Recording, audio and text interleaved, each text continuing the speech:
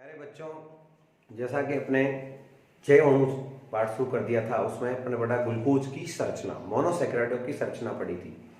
Glucose की खुली संरचना कैसे डिस्कवर हुई वो पढ़ी। अब आज पढ़ेंगे अपन ग्लूकोज की चक्रीय संरचना। क्यों जरूरत पड़ी? क्योंकि ग्लूकोज की खुली संरचना से सभी गुणों की व्याख्या संभव नहीं है। तो वैज्ञानिकों में कुछ तो गड़बड़ है, वो उसका पता लगाने के लिए उनका ग्लूकोज की संरचना चक्रीय हो सकती है। कैसे पता चला कि कुछ क्रियाएं ग्लूकोज नहीं दे रहा था? कौन कौन सी क्रियाएं नहीं दे रहा है? उसकी जो खुली संरचना है, कौन सी वाली? ये खुली संरचना ग्लूकोज की, जिसमें 6 कार्बन होते हैं, 1 2 3 4 5 और 6। ये एल्डिहाइड होता है इसमें, और फिर OH OH OH H और ये OH लगे रहते हैं हर कार्बन में, और जहां H लगा वहां OH, तो OH और ये जहां OH लगा वहां H लगा दोगे, ये इसकी वैलेंसी। यह संरचना ग्लूकोज की खुली संरचना है, लेकिन इससे संपूर्ण गुणों की व्याख्या नहीं होती है। कौन कौन से गुण हैं? यह संरचना एक तो 2,4-DNP, 2,4-डाइनाइट्रोफेनिल हाइड्रोजन, DNP की फुल फॉर्म है 2,4-DNP की फुल फॉर्म आएगी डाइनाइट्रोफेनिल हाइड्रोजन। 2,4-DNP के साथ रिएक्शन नहीं करता। दूसरा है यह सिर्फ अभिकर्मक के साथ, एल्डिहाइड सिर्फ अभिकर्मक के साथ गुलाबीरंग देते हैं, लेकिन सिर्फ अभिकर्मक के साथ भी क्रिया ये नहीं देती है, ये संरचना नहीं समझाती। और तीसरा जो मुख्य गुण है कि इसमें सोडियम बाइसल्फाइड से भी रिएक्शन नहीं होती। सोडियम बाइसल्फाइड से रिएक्शन होनी चाहिए, ये एल्डिहाइड का गुण होता है। एल्डिहाइड कीटोन का जब ऑर्गेनिक में पार्ट आता है, वहां सब चीजें डिटेल में आती है। तो ये तीनों क्रियाएं भी इसको देनी चाहिए, लेकिन नहीं देता है। तब वैज्ञानिकों का कुछ गड़बड़ ये है कि इसमें एल्डिहाइड होते हुए भी क्रियाएं क्यों नहीं देता है। फिर उनका दिमाग चला कि यहाँ चक्रीयकरण हो जाता है, तो ग्लूकोज की चक्रीय संरचना का पता लगाने में ये 3 क्रियाएं नहीं देता है। तब फिर अब पता चला, फिशर ने बताया इसमें कि ग्लूकोज की संरचना चक्रीय हो सकती है। तो बच्चों, चक्रीकरण कैसा होता है? तो इसमें क्रिया होती है, उसका नाम है हेमी एसिटाइल निर्माण। कैसा होता है देखना, एल्डिहाइड को खोल के लिख दिया, ये इन दोनों से विद्युत ऋणता किसकी अधिक है? इन दोनों में से ऑक्सीजन की। ऑक्सीजन में माइनस आ जाएगा, इसमें प्लस। अब ये ग्लूकोज का जो 5 नंबर का वाला ये हाइड्रोजन है, इनमें से किसकी विद्युत ऋणता अधिक है? अल्कोहल। एक्चुअली ये अल्कोहल की क्रिया एल्डिहाइड से होती है, तो यहाँ नेगेटिव आ जाएगा, ये पॉजिटिव। इसमें से H तो यहाँ जाएगा और अंदर O आक्रमण करेगा C पे। तो अंदर ही अंदर एक घटना होती है, उसका निर्माण है, उसका नाम बेटा हेमी एसिटाइल का बनना। क्या क्रिया होती है? एल्डिहाइड की क्रिया, कौन सी क्रिया होती है? उसको कहते हैं हेमी एसिटाइल क्रिया। इससे अंदर ही अंदर इसका चक्रीयकरण होता है और चक्रीय यौगिक बनता है, चक्रीय एल्डिहाइड बनता है। कैसे कि फर्स्ट कार्बन जो एल्डिहाइड होता है वो असममित हो जाता है, अनसिमेट्रिकल हो जाता है। ये OH बन गया, देखो ये H यहाँ जाएगा तो क्या आ जाएगा? OH। और ये क्या आ गया यहाँ पर? H। लगातार कितने कार्बन है ये जी? 6, 1 2 3 4 5 और 6। हुआ क्या कि इधर देखिए ये ऑक्सीजन के साथ इस 5 नंबर कार्बन के साथ जुड़ गया, और ये कार्बन असममित हो चुका है बच्चों। ऐसा कार्बन जिसपे चारों समूह अलग अलग है, देखो ये अलग, ये अलग, ये अलग और ये अलग, बाकी कुछ भी चेंज नहीं किया है। इसको बोलते हैं CH2OH। यहाँ अपन कार्बन की 3 वैलेंस, यहाँ H लग जाएगा, यहाँ OH है, यहाँ H, यहाँ H लगेगा, ये OH और ये 3 कंटिन्यू OH हो गए, फिर H, वापस OH और ये H। तो इस घटना द्वारा एल्डिहाइड की अल्कोहल की क्रिया को कहते हैं हेमी एसिटाइल क्रिया द्वारा पहला कार्बन असममित कार्बन हो जाता है। इसका विशेष नाम भी आने वाला है, इसे एनोमरिक कार्बन कहते हैं। ओके, और ये ग्लूकोज की चक्रीय संरचना है, इसको कहते हैं अल्फा डी ग्लूकोज। क्या बोलते हैं? अल्फा। और यदि प्रथम कार्बन को अपन प्रति घुमा दें, इसकी जो है स्पेस में स्थिति परिवर्तित कर दें, तो बीटा डी ग्लूकोज बन जाता है। कैसे? इसमें आप H इधर कर दीजिए, OH की पोजीशन बदल दीजिए, ये है आपके बीटा डी ग्लूकोज। तो बच्चों, आप क्या देखते हैं कि इसमें कंटिन्यू OH, बाकी कुछ नहीं, ये है बीटा डी ग्लूकोज, और वो भी 1 नंबर कार्बन। तो ये पहला कार्बन जो है, इसके घुमाने से ये रूप आ रहे हैं, ये हो गया आपके OH, फिर यहाँ आएगा H, OH, फिर ये OH और ये कहलाती है बीटा डी ग्लूकोज। ये अल्फा डी ग्लूकोज, और ये स्ट्रक्चर किसका है? बीटा डी ग्लूकोज का है, ये अल्फा और ये बीटा। तो ये जो संरचनाएं बनी, चक्रीय संरचनाएं, ये फिशर वैज्ञानिक द्वारा दी गई। तो इनको कहते हैं फिशर सूत्र। ग्लूकोज की फिशर संरचनाएं बनानी है हो तो ऐसे बनेगी। लेकिन वैज्ञानिकों द्वारा ही कहा गया, हावर्थ ने यह पता लगाया कि इसमें मुख्य नाभिक पायरीन होता है। पायरीन क्या होता है? एक विषम चक्रीय यौगिक। कैसा होता है चेक कराता हूं। हावर्थ के अनुसार आपको लिखना है यहां पर कौन सा वैज्ञानिक एंट्री कर रहा है, वो तो फिशर सूत्र है। अब हावर्थ के अनुसार ग्लूकोज में पायरेन नाभिक होता है। पायरेन एक विषम चक्रीय यौगिक है, ऐसा यौगिक है जिसमें एक ऑक्सीजन होती है और दो डबल, ये कहलाता है पायरेन। पायरेन नाभिक होता है, इसलिए संरचना को, इसकी संरचना, ग्लूकोज की संरचना को पायरेनोज संरचना भी कहते हैं। पायरेनोज संरचना कहते हैं। और ये किसने दी? हावर्थ ने। तो इनसे जो बनेंगे उनको हावर्थ सूत्र भी कहा जाता है। हावर्थ फॉर्मूले अपन ग्लूकोज के लिखेंगे। तो प्यारे बच्चों, ये उसमें मुख्य नाभिक है। जैसे बेंजीन जैसे होते हैं तो बेंजीनोइड, पायरेन जैसे तो पायरेनोज संरचना है। ओके, तो इसमें देखिए एक ऑक्सीजन है और 5 कार्बन, 1 2 3 4 और 5। तो ग्लूकोज की संरचना को इस रूप में लाएंगे अपन पायरेन के रूप में। तो बच्चों ये हो गया आपके एक 6 मेंबर रिंग हो गई। इसमें एक ऑक्सीजन लगा दिया, तो ऑक्सीजन पायरेन में था और ये अपने 1 नंबर कार्बन हो जाएगा, ये 2 नंबर, ये 3 नंबर, ये 4 नंबर और ये 5 नंबर दे देते हैं कार्बन के। और कार्बन की वैलेंसी आपको पता ही है बच्चों 4 होती है। इन सब पे क्या लगाना है वो देखना। यार बच्चों, ये था फिशर सूत्र और ये किसका है? अल्फा डी ग्लूकोज का। अल्फा डी ग्लूकोज में OH राइट हैंड की तरफ और ये लेफ्ट, और ये इसका कनेक्शन किसके साथ था? 5 नंबर के साथ, 1 2 3 4 और ये 5 के साथ। कुल 6 कार्बन काउंटिंग कर लेते हैं, 1 2 3 4 5 और 6। ओके, और बाकी कोई चेंजेस था नहीं। ये CH2 था, यहाँ पर H, ये फिर OH H, यहाँ H और ये OH, फिर OH और H। ये है अल्फा डी ग्लूकोज। इस फॉर्मूले को कहते हैं फिशर सूत्र। इसको अपन को हावर्थ सूत्र में लिखना है। कैसे लिखेंगे? फर्स्ट कार्बन ये रहा, फर्स्ट कार्बन में क्या लगा हुआ? H और OH, यहाँ लगा देंगे आप H और OH। सेकंड पे क्या है? HOH, ये भी HOH। थर्ड पे क्या है? OHH, थर्ड पे OH और H। फोर्थ पे क्या है? H और OH। और फिफ्थ पे क्या है बच्चों? CH2OH। कहाँ है? ये रहा, और ये H। तो ये लग जाएगा। ये स्ट्रक्चर जो बना है हावर्थ सूत्र है एल्डिहाइड का, इसको बोलते हैं अल्फा डी ग्लूकोज का हावर्थ सूत्र है। अल्फा डी ग्लूकोज, ये हावर्थ सूत्र बन गया। और ये पहला कार्बन बहुत ही महत्वपूर्ण हो गया, इसको डार्क कर देते हैं। इसको कहते हैं एनोमरिक कार्बन। एनोमर, ये कार्बन हेमीएसिटाइल द्वारा प्राप्त होता है। इस पर घूर्णन से 2 रूप प्राप्त होते हैं, अल्फा और बीटा। अल्फा में क्या होता है? OH नीचे और H ऊपर। इसको घुमा दो, OH ऊपर कर दो, H नीचे कर दो, तो क्या बन जाएगा? बीटा। ये तो है अल्फा डी ग्लूकोज। अब देखना, इसको बीटा बनाना तो आपको कुछ नहीं करना है। यहाँ बीटा करेंगे और यहाँ क्या कर दोगे? यहाँ तो कर दोगे H और ऊपर OH। तो अब ये कौन सा रूप हो गया? ये हो गया बीटा डी ग्लूकोज। क्या हो गया? तो प्रथम कार्बन पर H और OH को घुमाते ही अल्फा और बीटा के रूप प्राप्त हो जाते हैं। ये ग्लूकोज के हावर्थ सूत्र कहलाते हैं। और अंतिम संरचना जो फाइनल स्ट्रक्चर है वो सबसे इंपॉर्टेंट है, ग्लूकोज का हावर्थ सूत्र, यह है बीटा डी ग्लूकोज। तो प्यारे बच्चों, इस तरह से ये थी ग्लूकोज की चक्रीय संरचनाएं। इससे संपूर्ण गुणों की व्याख्या। हेमीएसिटाइल द्वारा एल्डिहाइड मुक्त नहीं रहता, और जब मुक्त नहीं होता तो वो अपना परीक्षण नहीं देता है। तो अपन लिख सकते हैं कि एल्डिहाइड ने 3 क्रियाएं नहीं दी थी। कौन कौन सी नहीं दी थी? 2,4-DNP के साथ टेस्ट नहीं दिया, प्रयोगशाला परीक्षण नहीं दिया।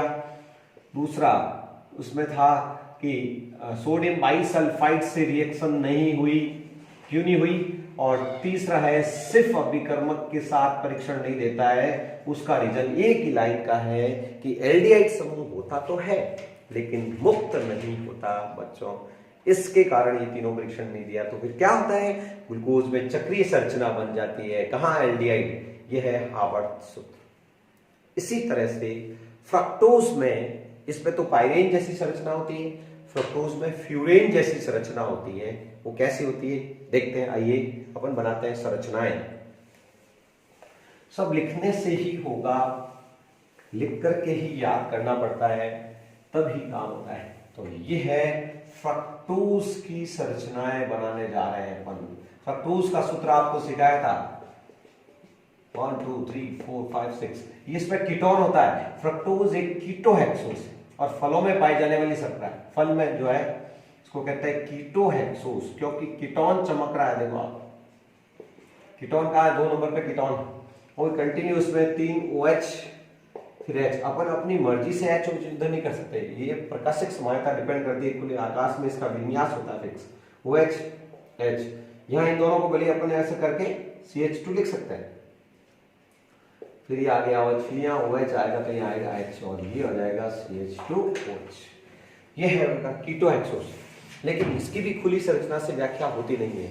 तब वैज्ञानिकों ने कहा इसकी चक्रीय संरचना। तो चक्रीय संरचना कैसे बनाएंगे? दोनों विद्युत ऋणता किसकी ज्यादा है? ऑक्सीजन की। और यहां से वही 5th नंबर कार्बन का हेमीएसिटल बनता है, अल्कोहल। कीटोन की इससे रिएक्शन होती है, इन दोनों से इलेक्ट्रोनेगेटिविटी इसकी ज्यादा, विद्युत ऋणता, इलेक्ट्रॉन विद्युत ऋणता इसकी ज्यादा, इस पे माइनस इस पे प्लस। तो OH का अटैक यहां पर होगा और कार्बन का यहां पर। तो इस तरह से चक्रीकरण होगा। इधर बताइए, ये एक्चुअली ये खुद तो होता है डी फ्रक्टोज, फ्रुक्टोज। और अब ये जो बनेगा 1 2 3 4 5 और 6, ये देखना, इसको आपने कुछ किया नहीं है। यहां OH हो गया और ये इसका कनेक्शन इसके साथ होगा 6। ओके, ये है आपकी, इसकी वैलेंसी पूरी हो चुकी है। इसको कहते हैं अल्फा डी फ्रक्टोज। क्या होता है? Alpha D fructose. बाकी कुछ नहीं करना है, वो एच डी इसमें लगाना है। यहाँ क्या था कि OH था, H, यहाँ H है। वैलेंसी आप चेक कर सकते हैं, कार्बन की वैलेंसी 5 नहीं होनी चाहिए। यहाँ क्या आएगा? H और यहाँ पर OH। ये होता है अल्फा डी फ्रक्टोज। और बीटा बनाना है तो OH को उधर उठा करके इधर रख दीजिए बस। तो बच्चों ये बन जाएगा क्या? ये OH इधर कर दिया, कनेक्शन तो ये है ही इसके साथ, बाकी नो चेंज। तो ये स्ट्रक्चर कौन सा हो गया? Beta D fructose. तो प्यारे बच्चों, ये फ्रक्टोज के स्ट्रक्चर्स भी आने चाहिए मोनोसैकेराइड की संरचनाएं थी।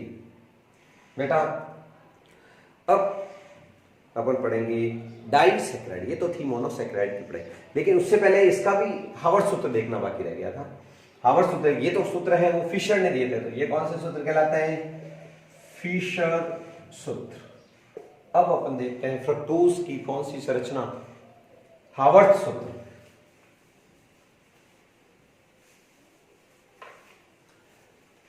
हावर्ड सूत्र भी देख लेते हैं। हावर्ड के अनुसार फ्रुक्टोज में फ्यूरेन नाभिक होता है, उसमें कौन सा था? पाइरेन। 6 मेंबर रिंग थी, 6 सदस्य वाले थे, इसमें 5 है। देखो, एक ऑक्सीजन, 1 2 3 और 4, कुल सदस्य 5 हो गए। उसमें 6 थे, वो था पाइरेन, यह है फ्यूरेन। और फ्यूरेन जैसी है तो फ्यूरेनोज संरचना, फ्यूरेन जैसी तो फ्यूरेनोज संरचना कहलाएगी। तो इसकी जो संरचना है फ्यूरेन, क्या होती है फ्यूरेन? वो आपके 5 मेंबर रिंग लीजिए, 5 मेंबर रिंग कहाँ है? ऑक्सीजन ये रहा, 1 2 3, उसमें कार्बन कितना है? 4 आ रहा है, 1 2 3 4 कहाँ है? इससे बना, इसको इस स्ट्रक्चर को इसमें एडजस्ट करना है। तो 1 नंबर कार्बन इसका ये दे दीजिए, 2 3 और 4, बोले 1 2 3 और 4। ये 1 नंबर कार्बन हो गया, ये C2 हो गया, ये C3 और ये C4। इस 1 नंबर पे क्या लगा हुआ देखिए, दो ग्रुप कौन कौन से हैं? CH2OH और H, CH2OH और OH। ये ऊपर ये आता है CH2OH, हमेशा ऊपर ही लेते हैं। फिर आता है OHH, दूसरे पे क्या आएगा? OHH, तीसरे पे क्या आएगा? HOH, HOH, चौथा CH2OH और H, CH2OH और H। तो ये आराम से स्ट्रक्चर है, इसका नाम है alpha D fructose, alpha D fructose. और बीटा बनाना है तो क्या करोगे? फर्स्ट कार्बन को जो ये चमक रहा है इसको घुमाना है, OH ऊपर और CH2OH नीचे। तो बच्चों फ्रक्टोज की ये संरचना क्या कहलाती है? हावर्ड सूत्र। तो बच्चों आपने ग्लूकोज तथा फ्रक्टोज के हावर्त सूत्र बनाना सीख लिए, चक्रीय संरचनाएं बनाना सीखी। मेरे बच्चों, ये दोनों क्या थे? मोनोसेकेराइड। अब क्या पढ़ेंगे अपन? डाइसेकेराइड। क्या पढ़ेंगे? डाइसेकेराइड। डाइसेकेराइड क्या होते हैं देखते हैं।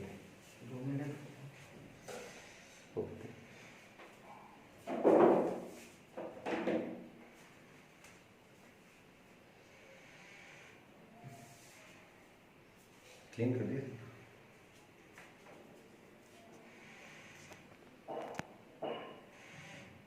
चल रही है, ठीक है।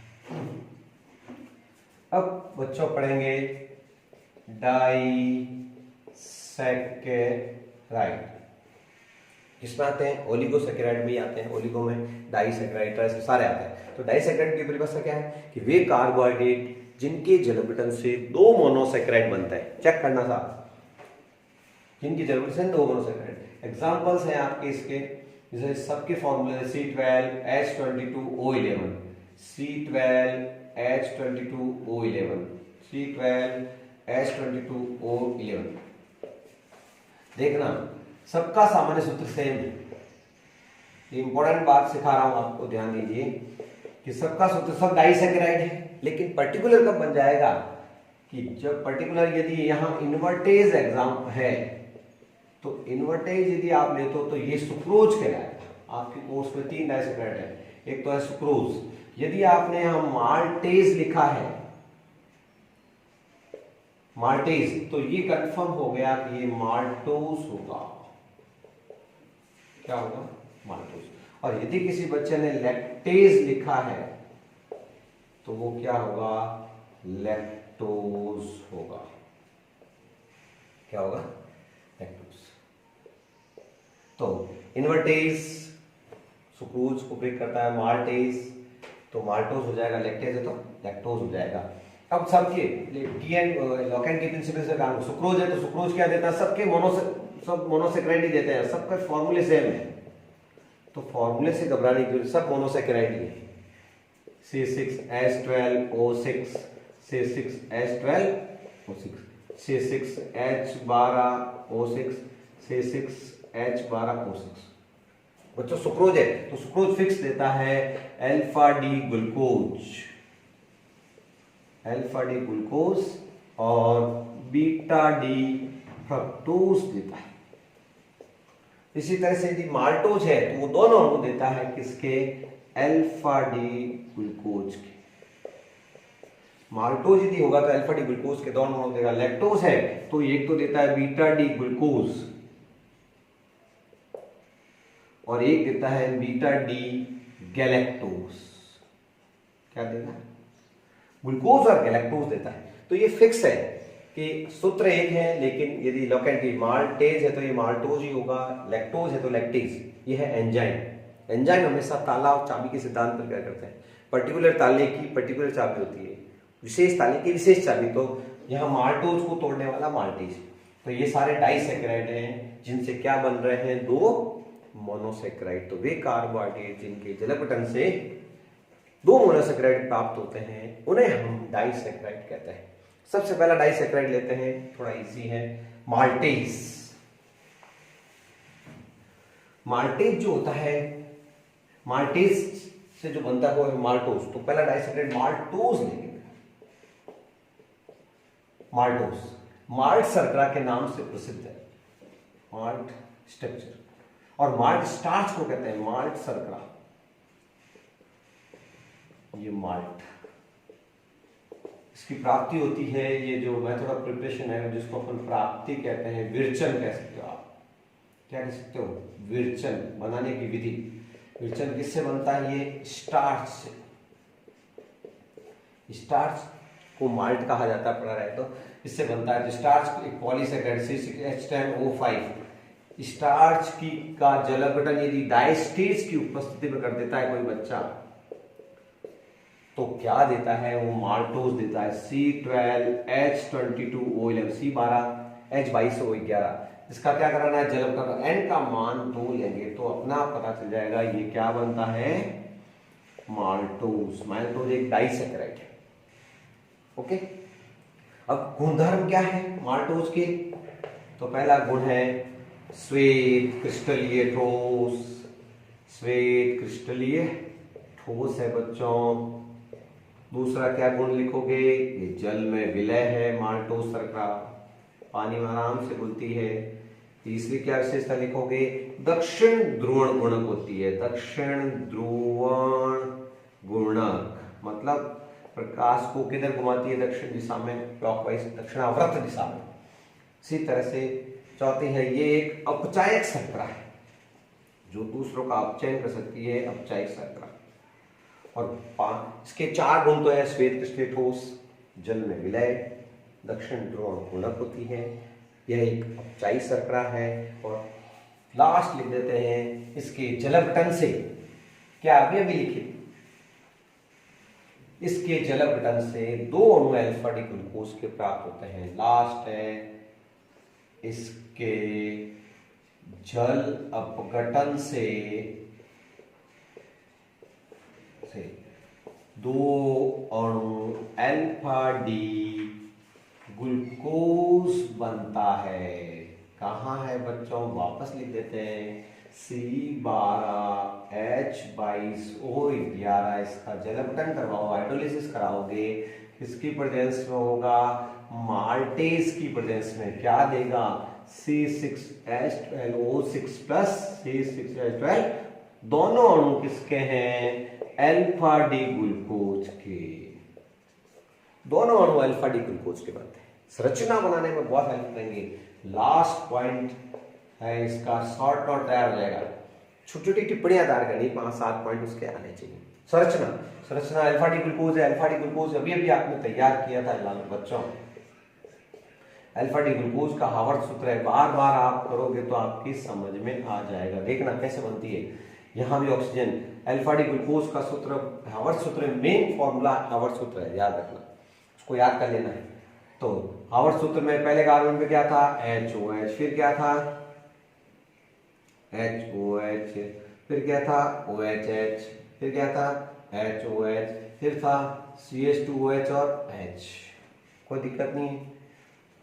उसके बाद में यहां OHH आएगा, फिर ये HOH। ओके, हाँ, इसी तरह से HOH, OHH, H ये आएगा HOH, HOH, यहाँ पर आएगा CH2OH और OH। सेम ये पर भी, यहाँ पर भी सही कर लीजिए। ओके, अब मेन तो ये तो संरचना वही अल्फा डी ग्लूकोज ही बनाना, ये भी अल्फा डी ग्लूकोज और ये भी अल्फा डी ग्लूकोज। ओके, अब यहाँ से जल का अणु बाहर निकाल देना।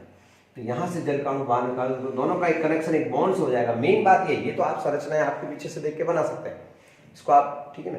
लेकिन मेन ये जो सिखाना, मुझे जो सिखाना वो एक कनेक्शन है ऑक्सीजन से। ये कहलाता है जो ऑक्सीजन से जुड़ जाती है, इसको कहते हैं ग्लाइकोसिडिक बॉन्ड। कौन सा बॉन्ड है? 2 कार्बोहाइड्रेट, 2 मोनोसेकेराइड है, जिस ऑक्सीजन बंध से जुड़ती है उसे ग्लाइकोसिडिक बंध कहते हैं। कौन सा बंध? ग्लाइकोसिडिक बंध।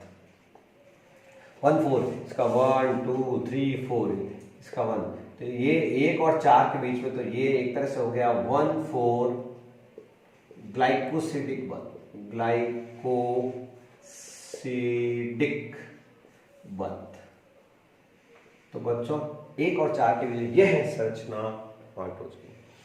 सबसे बड़ी बात सिखाता हूं कि इसमें OH मुक्त नहीं। देखो जो OH ये कहां से आया था, याद करवाऊं आपको, वो जो एसिटेल से OH आया था, ये मुक्त है, तो ये भाग कहलाता है अपचयी भाग, और इसमें OH मुक्त नहीं है, ये अनअपचयी भाग। तो ये संपूर्ण संरचना किसकी है? माल्टोज की, और ये एक अपचयी शर्करा है। क्यों है? क्योंकि ये OH जो एल्डिहाइड में था उससे प्राप्त हुआ, जो मुक्त है, इसमें मुक्त नहीं। तो प्यारे बच्चों, ये था माल्टोज।